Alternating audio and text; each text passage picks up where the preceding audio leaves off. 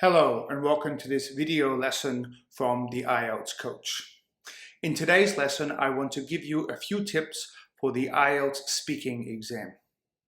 So I will give 3 tips for part 1 of the speaking exam, and these tips will help you to get a better score on exam day.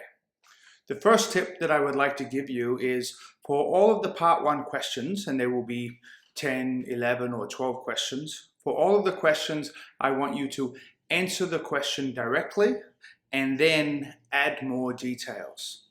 This is important. It's important that you don't just answer the question. That could be a very short, simple answer. You need to answer that question and add some more information about that particular question, so that your answers are not so short and so that they are 1 or 2 complex sentences. This may mean that to answer a simple question, like what is your job, you might actually give 2 or 3 or 4 pieces of information. So you might say what your job is and the name of the company you work for and how long you have worked there. So don't just say your job. You have to give extra information and details. The second tip that I want to give you is to think about what information and how much information to include. So I've said that you have to answer the question and add extra details. Make sure your extra details are related to the question still. In the previous example I gave you, you said what your job is, the name of the company, how long you've had the job. Don't do something unrelated to that question. Another example could be to describe your hometown. So describe your actual hometown, not personal things of how long you have lived there and things like that. Describe the hometown. Where is it?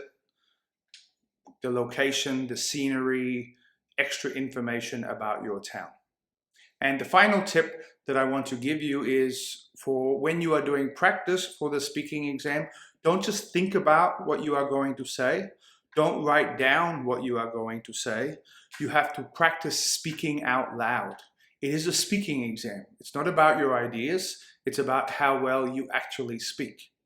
So my third piece of advice is to practice saying your answers out loud and record yourself.